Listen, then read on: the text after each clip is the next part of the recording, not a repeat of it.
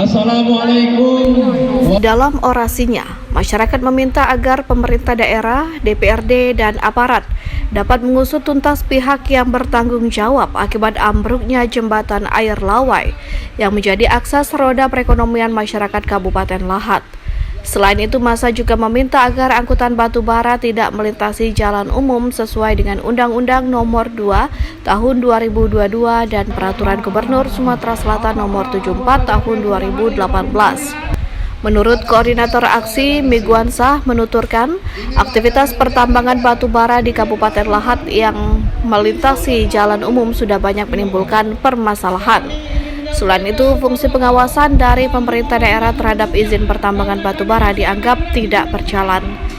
Karena itu kami meminta kepada pemerintah pusat, pertama, tolong hentikan operasi PT BGG sebelum ada kepastian hukum dengan masyarakat Banjarsari. Kedua, kami sampaikan juga kepada pemerintah pusat agar kiranya angkutan truk-truk batu bara itu segera dihentikan. Silakan pemerintah pusat turun langsung ke Lahat ini agar semuanya jelas, ya seperti itu. Sementara Makmun, anggota DPRD Lahat, mengaku pihaknya tidak bisa berbuat banyak terkait persoalan ini.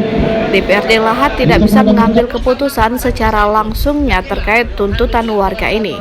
DPRD Lahat juga mengaku pihak provinsi, dalam hal ini Gubernur Sumsel, juga memberi izin lintas angkutan tambang ke jalan umum. Nomor 500.11/004 instruksi ini semakin membuat bingung karena di sini antara poin 3 dengan poin 5 itu kontradiksi.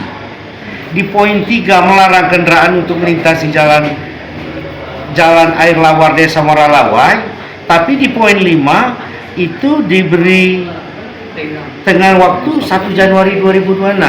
Rapat lanjutan akan digelar dalam waktu dekat guna menyalurkan aspirasi ratusan masyarakat yang didominasi berdomisili di Merapi area Lahat.